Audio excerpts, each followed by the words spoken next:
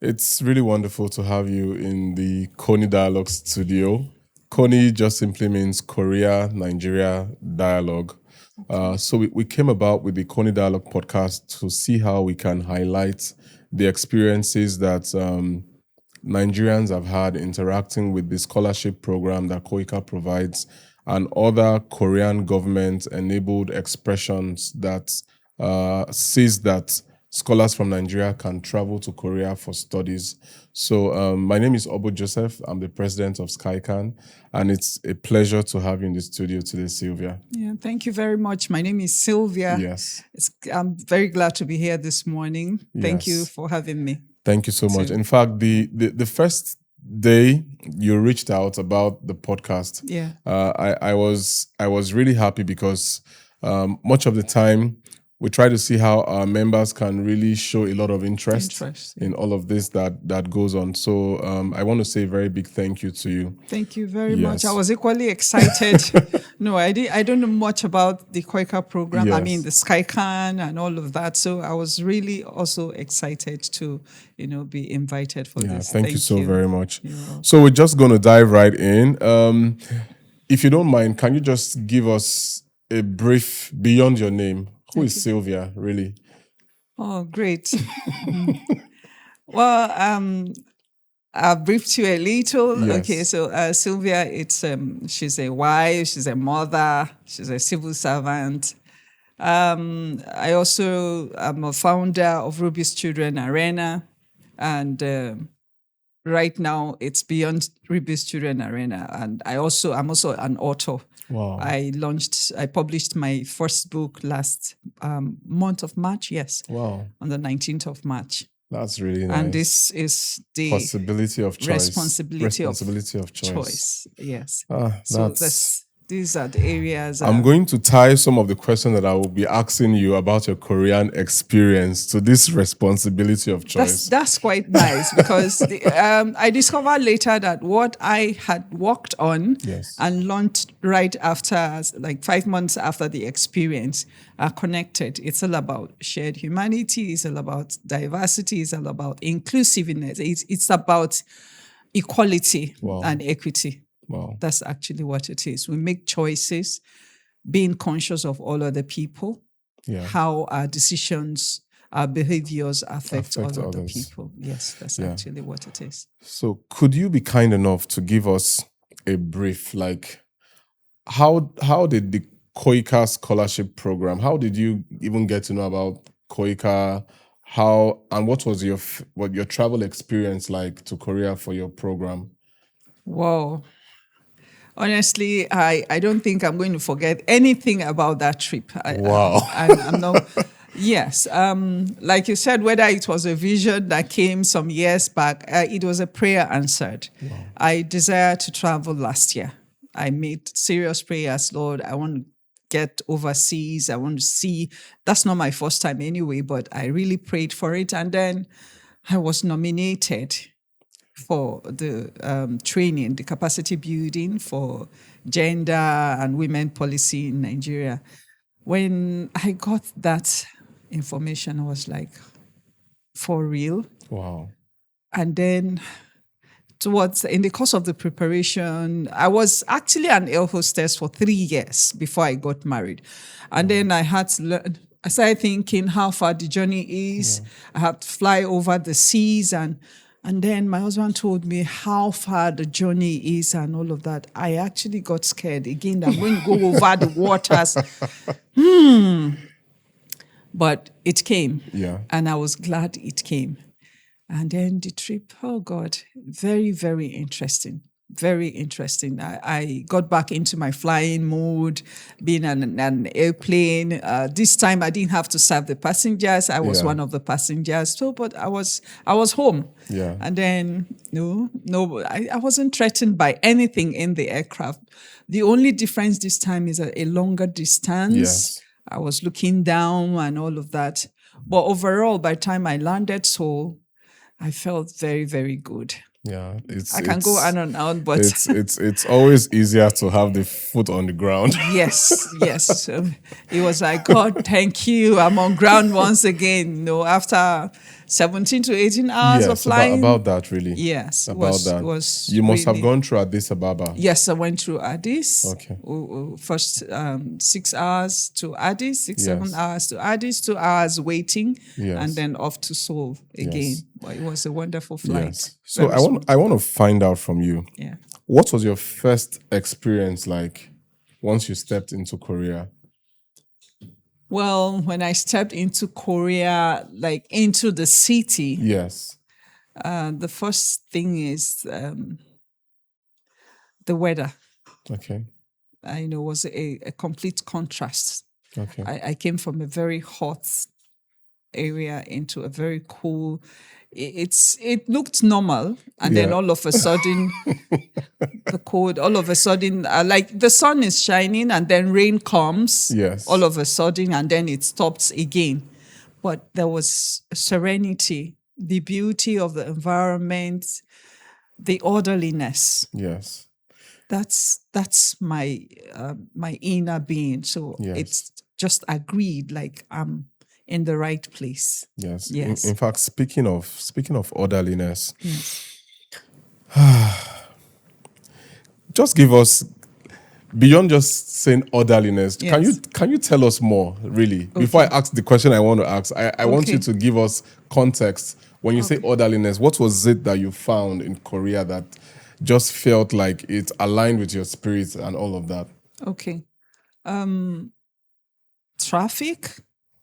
I observed on the highway. Yes. There's a distance that cars keep to themselves, and no one needs to come and tell you have to. I observed that cars maintained, the distance spaces between Yes. each other. They didn't have to no honking, Yes. no noise of any sort, and then they kept the rules down to the hotel.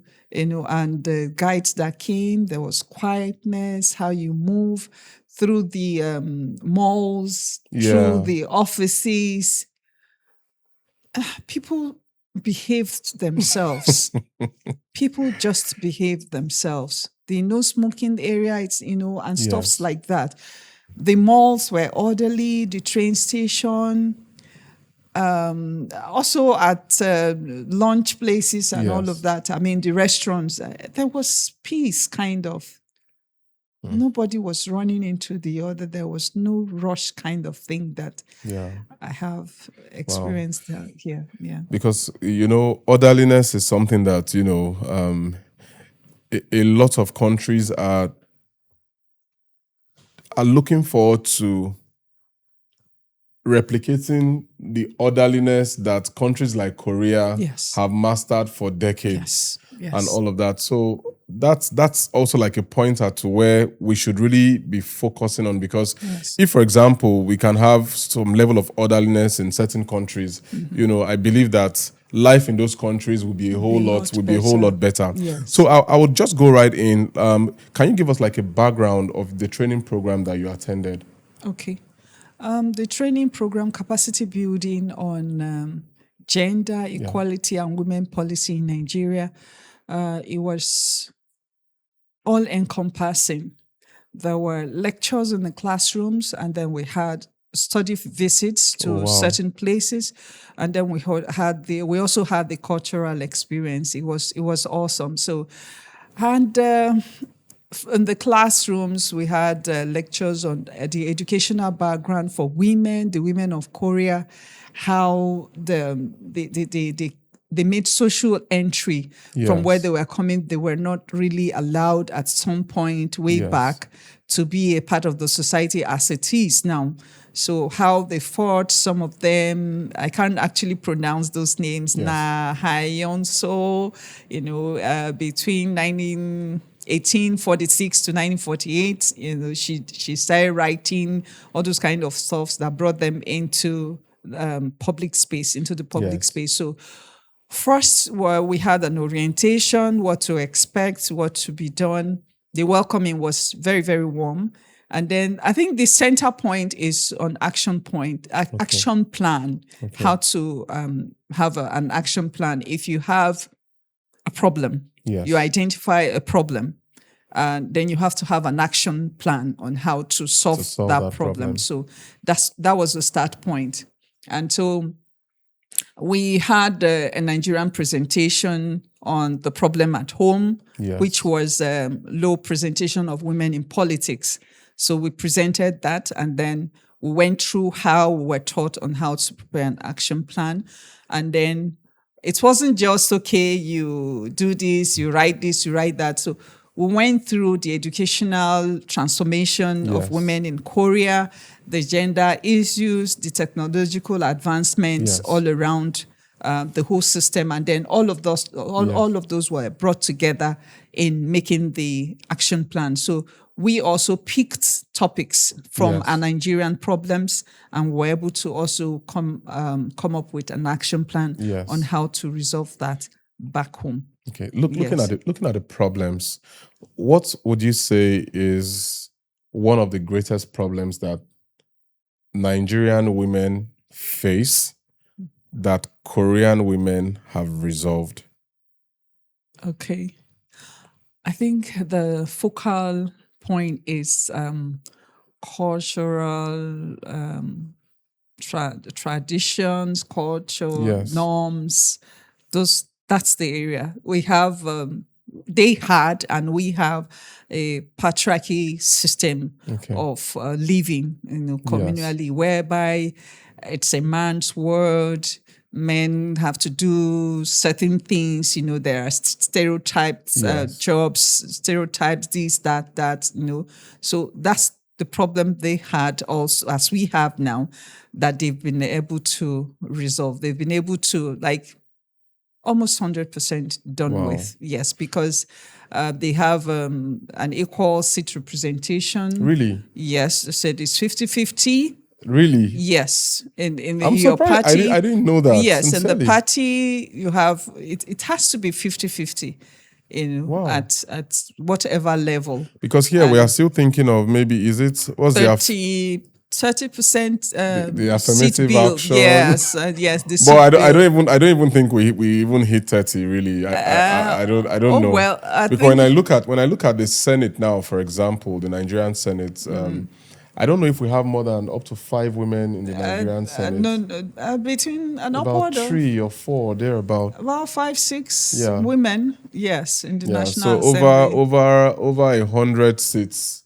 Yes. Then you have representation you have of less 5. Than 10. Less than 10, yeah. Yes, I think so. So that's what they have been able to achieve. And then there's so much they are doing technologically. Education, I think it's their key strength, that they use technology to get into governance, get into education. They have seats in the assembly for, let's say, Minister of Education and all the people that have to do education, especially. They are part of their National Assembly, unlike what we have here. Yeah.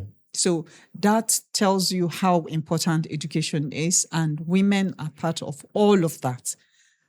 Women are part of all of that. So that's how they've been able to bring about the change. So I want to just find out, did you experience any culture shock? I don't think you spent so much time in Korea. Yeah. But was there something that stood out for you that, I wish we had this kind of culture in Nigeria, like something that we can learn from the Koreans as Nigerians? Did anything stand out for you? Certainly. Korea is an aging society, but that's an advantage, a very strong strength in a way, in the sense that they preserve culture, they preserve knowledge. They are deep-minded persons, and they don't take things for granted. Those elderly people have been able to transfer knowledge. They've been able to preserve knowledge. Yeah. That's one thing. I know in some quarters things like that are being done, but we're not tightening it. We're not taking it like something like a national priority. Like a national pride, like a national priority. We should take it. It's now like what they can present to the world, that this is who we are. Yes. So that's strength for me. And it boils down to their meals, what they eat. Really? Yes. What they eat has been able to keep them that strong and, getting to the point they are. They have so many old or elderly people that are still able to go about doing around, yes. things. So it's really, we don't have that sense of keeping things, valuing, Yes. things of value. We we take things with levity here. I'm trying to get to it, Things like the ceramic that we went to a center where they make ceramics and all of that. It looked as if, oh my God, we even had to try our hands to do some. When I came back, I went to the center in Oshafa where they also make the FCT pottery, and it's like abandoned. Wow. Despite efforts by international bodies to give them this, just a few women trying to do one or two things, but it's part of their culture that they have brought up, and it's taking people there to see things that they're able to make with ceramics and stuffs like that. So they are people of value. They are people of value. In one part of the world, certain things are abandoned. In fact, I'm doing my best not to. I know that everything we are talking about here, we are talking Africa-wide. Yes. Yeah, we're not really talking Nigeria specific. Yes.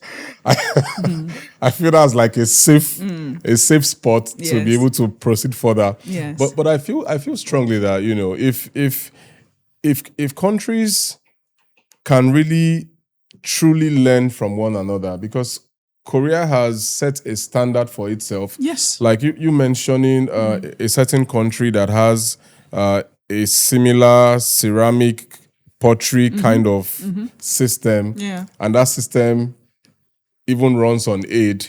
The system may not necessarily enjoy as much funding, government funding to keep it running. Yeah. Then you travel to another part of the world where that same thinking or mindset, it's taken up as a national pride. It's a national pride. People are happy to show you. It's a tourism. It's a tourist zone, more or less, and that's what we should have.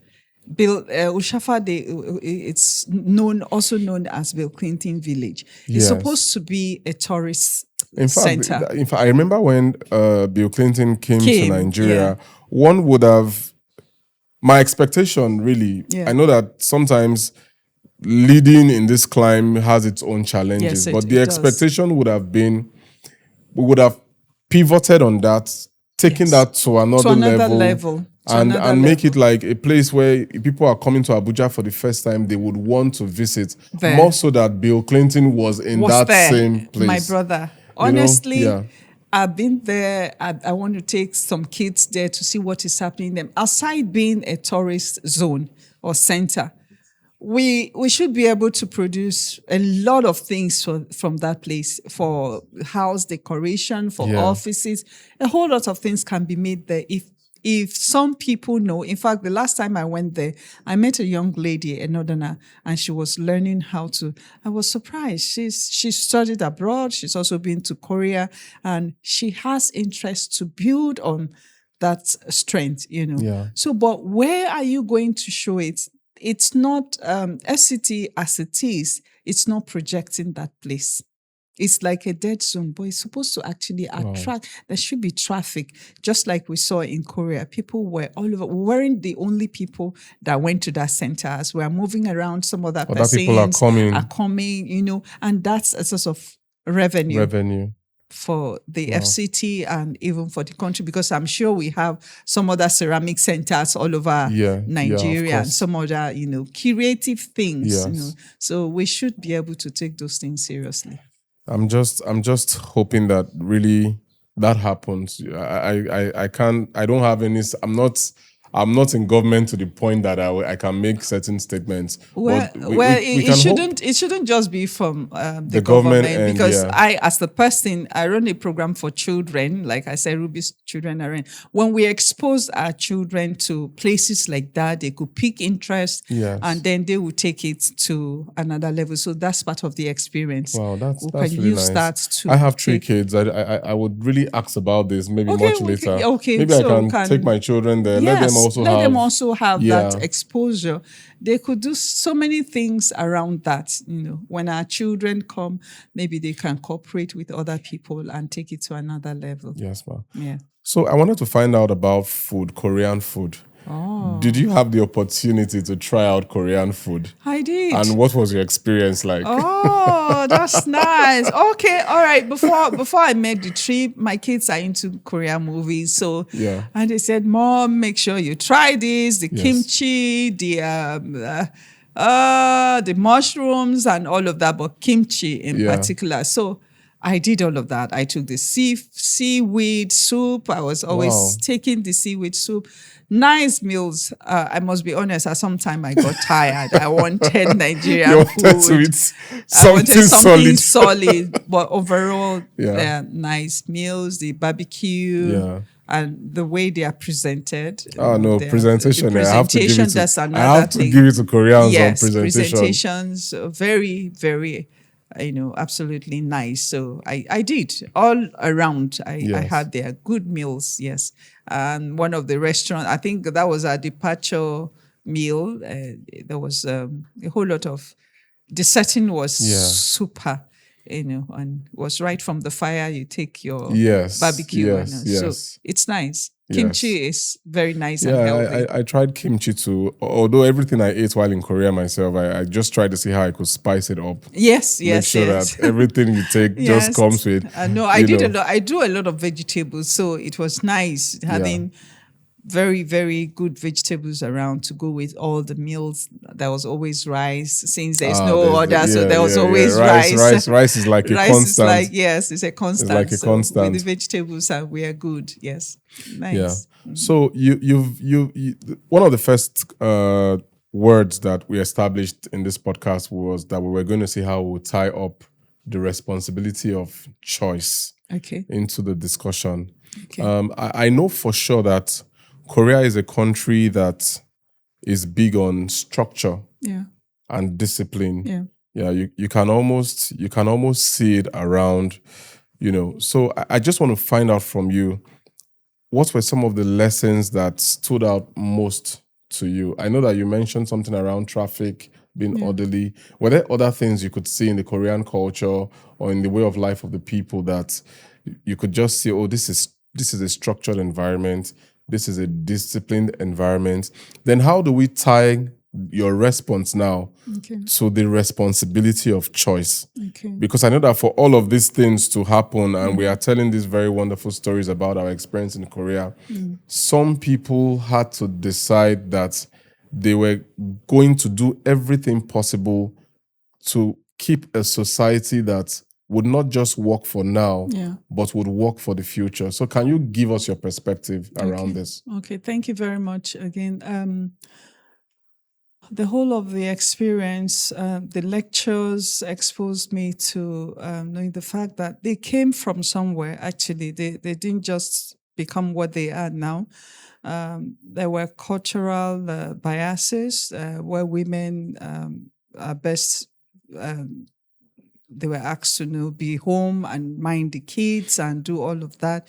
But over time, they realized also that as human beings, we all have our individualities, we have our strengths, and bringing all of that out could help the society to become better. And then finances, who does what, which money is to be put here and there.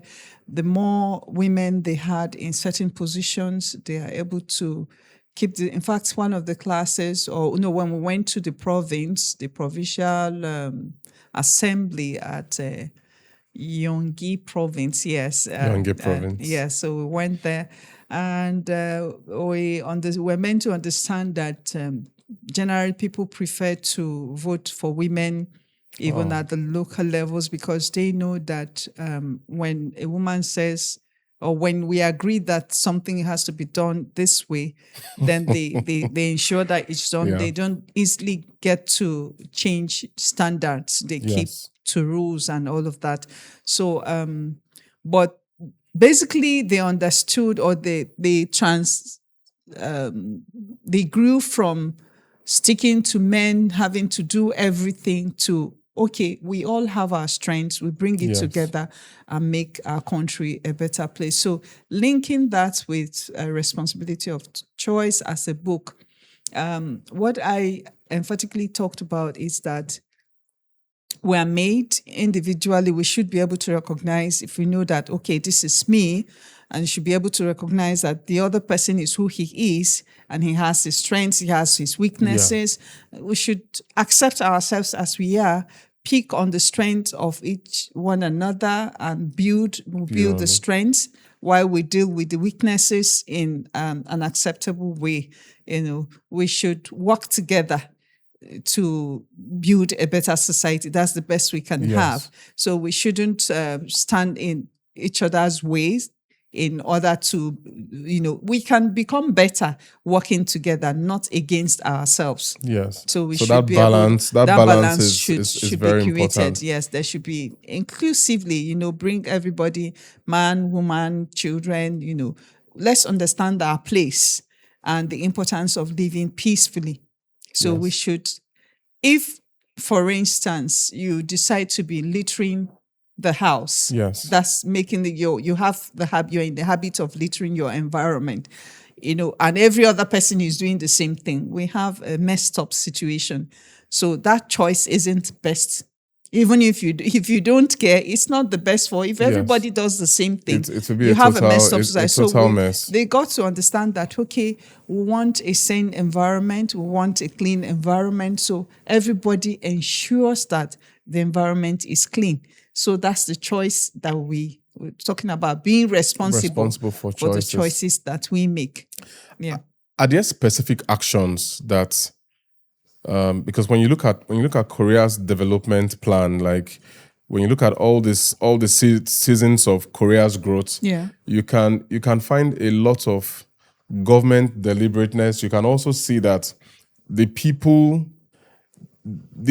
demand certain things from the government. In fact, when I look at certain things that happened in Korea in the past couple of years, maybe where a president came up with maybe an emergency rule, the people are like, no, you cannot do this, and government listening to the people. How can we have a society where people can actually get, or the government can really get the ear of the people? How can government work more in the interest of the people from your own experience in Korea? I think the first thing is value. Yes. The leaders themselves should be people of value. They should have, I don't want to say morality. Yeah. Their stand should be defined. They should have a stance that is clear.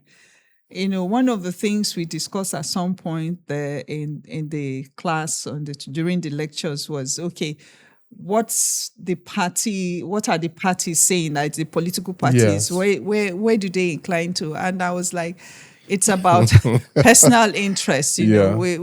There's no particular agenda that the leaders run through strictly, that, okay, the people can trust, okay, education is going to be dealt with, and it's dealt with, through, and you see that it's done, and then you move into another one. In between, you see someone jumping from here to another. So we should be persons of value before a difference can be made. You can't be saying one thing and you're doing a different thing, and then people can't follow. People can't work with people who don't have a stand on anything. Yes. Yeah, I think that's. So I want to ask you a very specific question. Okay. If Nigeria were to borrow 3 things from Korea, what would your list of 3 be? Number 1 is to get women involved in politics. As in, okay. Can we stop at number one? We'll okay. take the other two. Okay. When I hear people talk about getting women involved, sometimes a lot of men may not really understand why should everybody not just get involved? Okay. Why should women be given, like it's just like maybe priority entry into governance or leadership, because when you say getting women involved, what does that really entail? What does that mean? It's not just about leadership, but it's not about politics. It's about leadership. It's about governance. It's about management of resources. Yes. So it's proven even in Korea that when women had entry into the society, when they made social entry into different levels, beyond minding the home, the society, the Korean society also improved. Wow. The data is there for that. Yes, the data is there. Wow, Economic, the GDP, everything in education, everywise, there was a positive improvement. So why it's so is that I can tell you real women are better managers. Okay. Yes, we're better managers. We're more truthful. We are more real. We are more, in as much as we're emotional. We're also when I say real women have a good blend of logic and emotion. There's a balance. Wow. Yes. Overall, a woman is more or less nature. We are made to take creation to the next level. We are made to take nature to the next level. A woman is a future. So if you want to get to the next place in the future, whatever that thing is, go with a woman. Move with a woman. Yes. I hope you guys have heard this. Woman. Move with a woman. Don't run an organization. Don't run an you have 100 men, only one woman. Or at the management of those that take decision. No, there's something about a woman will tell you, okay, no, this is the best way. This is the best way, and all of that, and you will get into the future in the right way. Yeah. So that's number one. Okay. So what's your number two and number three? Okay. That Nigeria have to learn from Korea. Oh, we need to preserve, love for country. Love for country. When I say that, it's really sad that when you observe how people do things, what people say in the social media, you realize that the young, almost everybody, but the young people, the younger generation, because I just clocked 50 there, so I can say the younger generation don't have love for the country. The reason I can say it can be associated with our history. Our history is kind of twisted, or it's distorted at some point. The North will say this is what it is. The East will say this is there's anger, there's bigotry, there's bitterness, and all sorts left. And because the history is distorted, so there's a need to have the history should be worked on and should be, at some point in schools they stopped teaching history. So, but it's wrong. It's good we know who we are. It's good we know where we're coming from. I have very good friends from the North, from every part of this country, particularly Fulani, that I can say, this is my brother, but it's a Fulani person, yes. So, and we are sincere with ourselves. What I can take.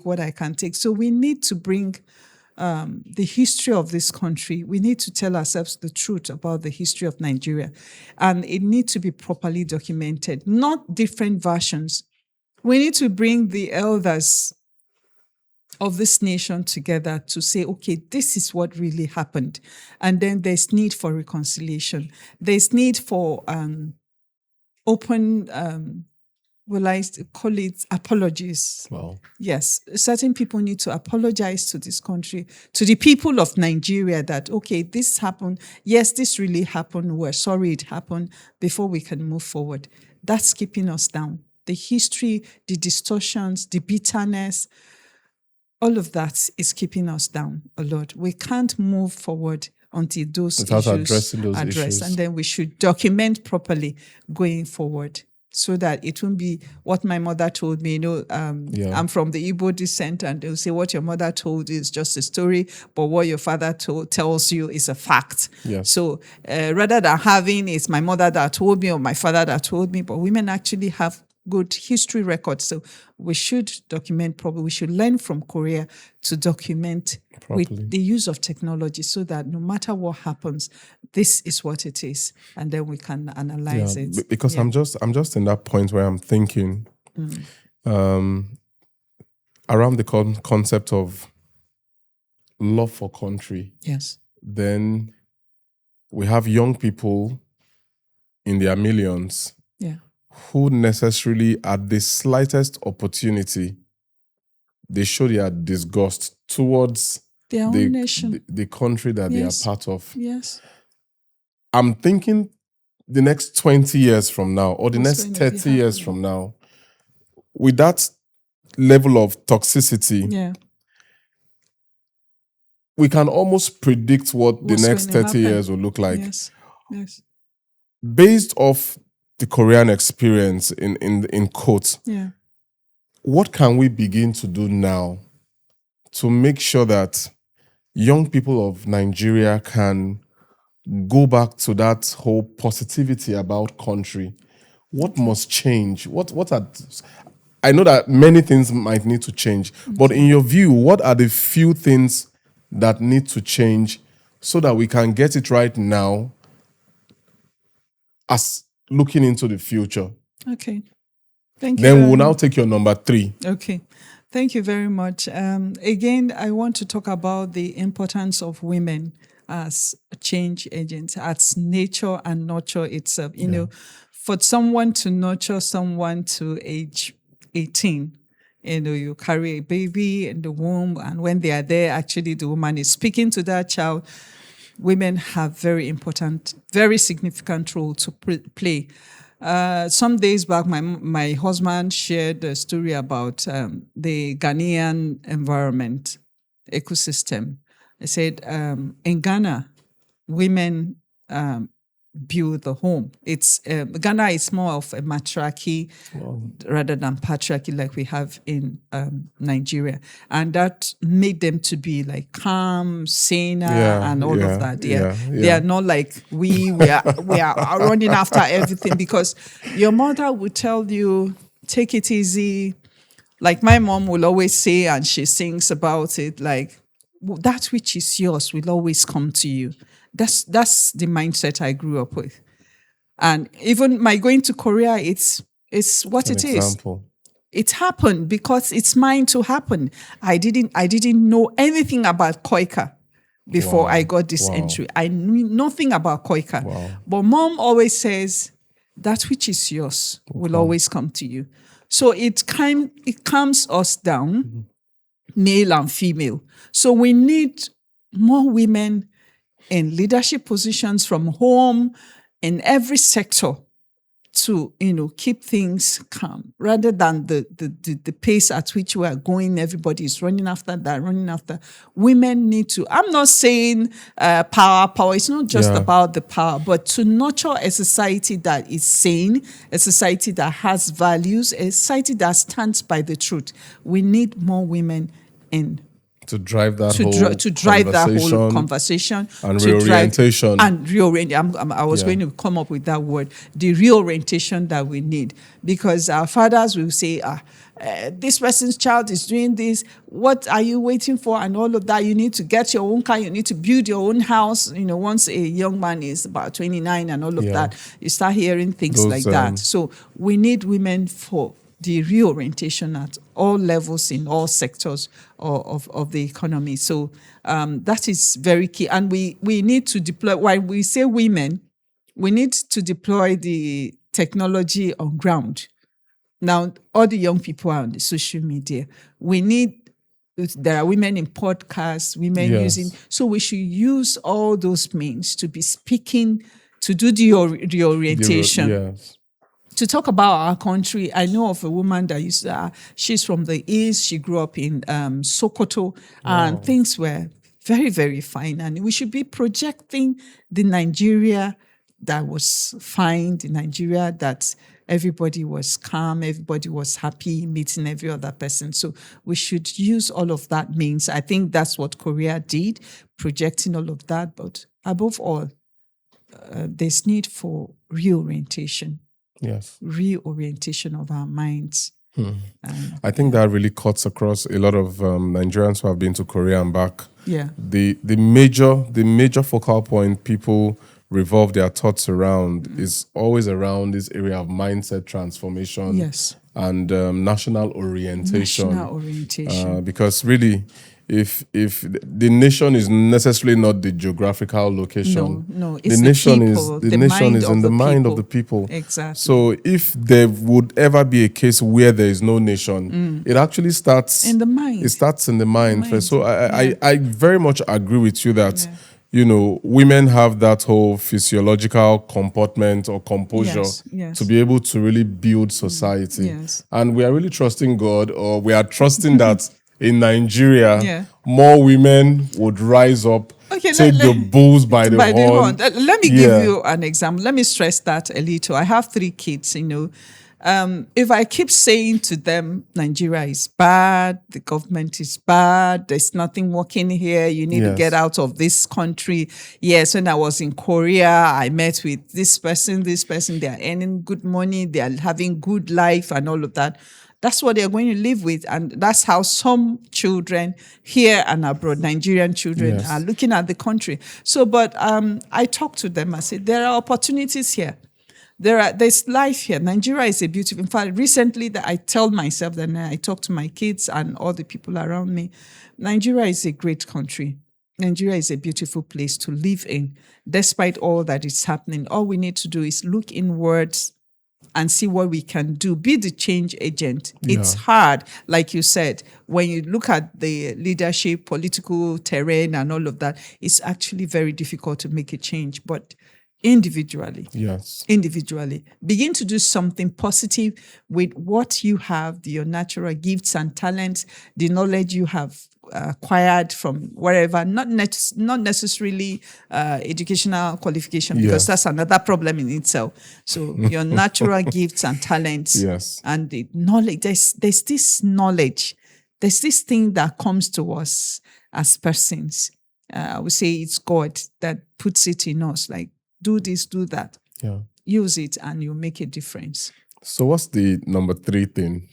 Okay, number 3 thing to take from Korea.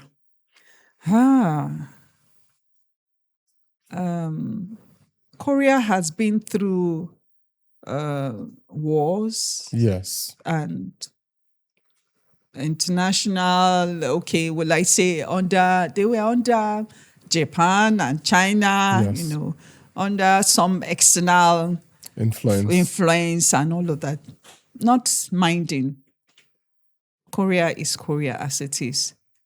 It went beyond love for country to saying, we are a people. They found themselves. They identified themselves. And they made, when we went to the palace, the then palace, where Japan and China was ruling from, and they showed us the writings, and certain people thought back and said, no, we have our own language.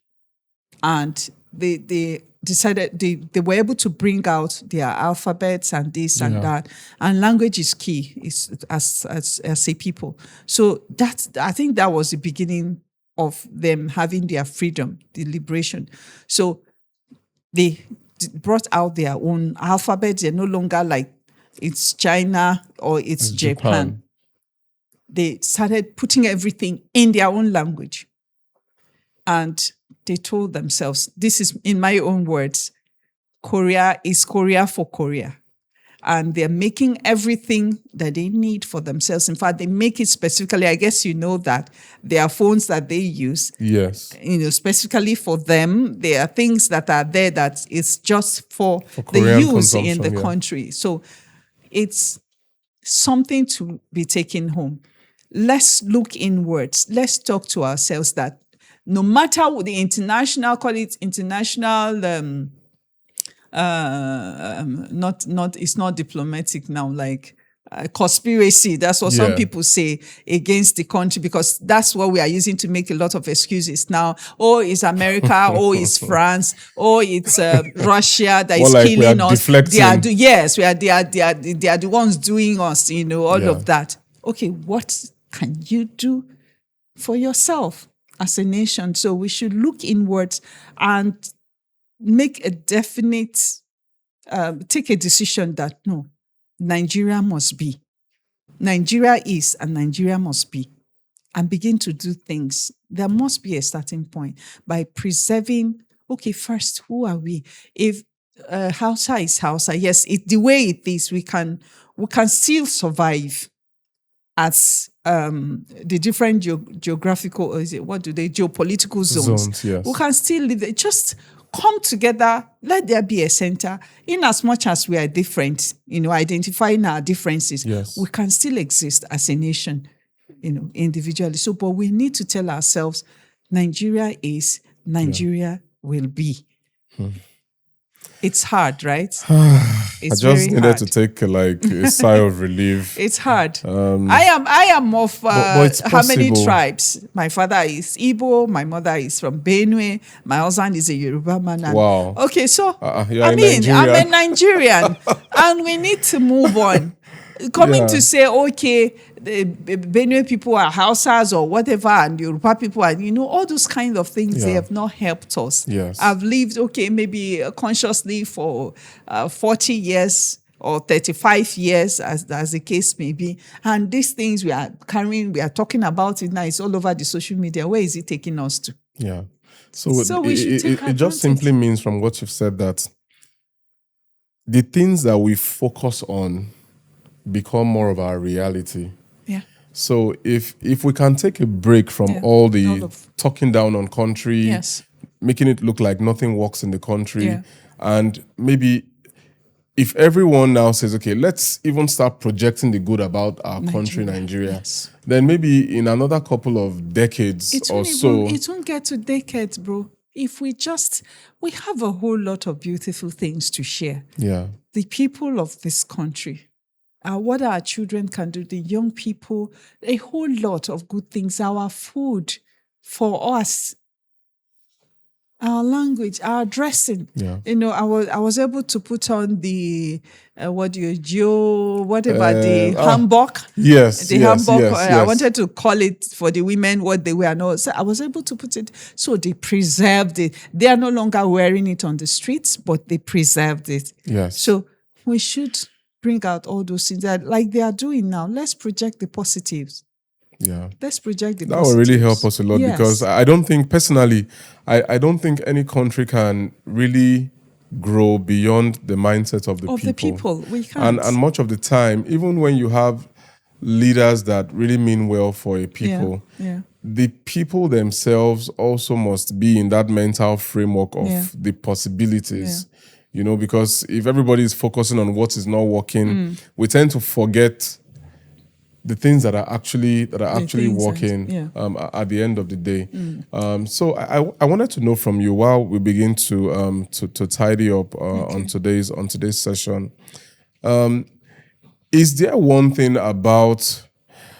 is one thing about Nigeria, or let's take it now, like to your workplace, having been trained by Korea and you've come back to Nigeria, have you been able to find like an outlet to also share, more like an outlet to transmit that knowledge? Yeah. Yes. Okay, certainly. Like I said, I was on my book project, I say 6 months before I made the trip. And then at the end of the whole training, I got a boost to Yes. finish up and all of that. And there was a connect between my experiences and all of that, the cultural experiences, things that matter, and my thoughts. So that book is a message. So I've been able to, publicly presented it, 250 copies. Wow. So I sent copies to government officials where I work. I sent to schools. There were religious leaders present at the book launch. I sent to, I talked about religious leaders and traditional leaders where I live in one of the area councils in the FCT. So I think that the book is for young people and adults as well. It's a family thing. So I believe it's going to make a lot of difference when people read it. It's about having a mind. Inclusivity is about diversity. It's about equity. It's about equity. Wow. It's about shared humanity, that we shouldn't, husband and wife should not be like, okay, man should provide everything, woman should be in the kitchen and doing all of that. No. So we bring our strengths together and we mind our weaknesses and our vulnerabilities. So that's one thing I've been able to, through my experiences, to deliver. Officially, like I said, I work with the FCT. Yes. Policy, there's a policy on gender. I picked up the circular and I wrote to my director. So I observed there's no gender unit or gender officer for my department. So I put a reminder on that to the director. That's really positive. Yeah, so I'll follow up on it so that there should be a gender officer in the department to carry out all those functions. And most important is through my program, the project that I run for children, they say catch them young. So the earlier we start to feed them with positive things in their minds. Ruby's Children Arena, before the training was more on digital skills, like they do. That's what we train them on: robotics, we train them on AI and basic computer knowledge, culinary, dance, drama. It's skills. It's a skills school for children running weekends and holidays. So we keep the kids busy while the parents are doing what they are doing. So now we're transiting from just being Ruby's Children Arena to Ruby's Impact Hub. Why I'm moving up is one, I'm involving, I want to do something for women, to help women, women-led SMEs on how to succeed in their businesses, to grow their businesses and to sustain it. Sustainability is the key word very important now for everything. And for us to be able to do that, we have to scale up from just a business name. Ruby's Children Arena is just a business name to a limited liability. No, I'm going to a company limited by guarantee. Oh, okay. More or less an like NGO. Social enterprise. Yes, it's a CBO. I think that's really good. Thank you. So that's where we're moving to, so I can get more women involved and to help them as a professional accountant, so I can help them know, okay, this, that you need to do to scale up your business. Or those that want to start, I tell them what they can do to build up on their businesses. Wow, this is really good. Those are the key areas. This is really, really, really, really good, because really, it's necessarily not all the time about highlighting the issues. You are actually solving those problems. Exactly. Imagine we had like maybe 1,000 of such initiatives. Maybe within a short period of time, it will be very possible to be able to measure the impact and all of that. So I must really say very great well done to you for what you're doing. Thank you very much. So by August, we should be training like 20 women, women-led SMEs on how to, grow their businesses sustainably. Yes. Wow, that's really alongside nice. The children's program. Wow. Yes. You have a lot. I have a lot in my hand, honestly. You have a lot on your hands. Yes. So while we wrap this up, are there any final words that you have, maybe for civil servants who are aspiring to also participate in programs of this kind? I know that the way Quaker trainings are structured, it comes from some level of nominations. Yes, nominations. Yeah. So, but Quaker also has scholarship programs, even master's program, PhD programs. Okay. So the short courses are usually nominations based. Yeah. But for the other, for the master's and the PhD programs, I think usually those information will usually be online, or sometimes people can reach out to the KOICA office to find out when information about those things will be available. Because I believe that we need to pay knowledge forward before we can begin to talk about the transformation that we desire. If somebody has already figured it out in their mindset, then it's a whole lot easier for them to start, implementing. And I would just crack this. It's necessarily not a joke, but I would just say this. I noticed some, like the Nigerian political space, a lot is changing right now. And there were some individuals who were given the very rare privilege to count the number of people who voted. And you hear things like 1, 2, 45, 90, from 90, 500, from 500. It's sad. Sincerely, It's sad. I was almost tempted to go and maybe download 1 to 1,000 and just check. Maybe did I get it wrong? It's sad. It's sad that stuff like that are still going on. So please, what are your final words? Okay. Well, it's still. Sorry, I brought that in, I'm just thinking like, okay, let's imagine for a moment that Korea could never have developed on that kind of a template. You cannot. An inaccurate template. That's why I was emphasizing or re-echoing people of value. People of value. It's good. Anyone that is aspiring to be a part of programs under KOICA and Korea, first have an open mind, and then you should know that Korea people are real people. They are serious people. They are knowledge people, and they work with.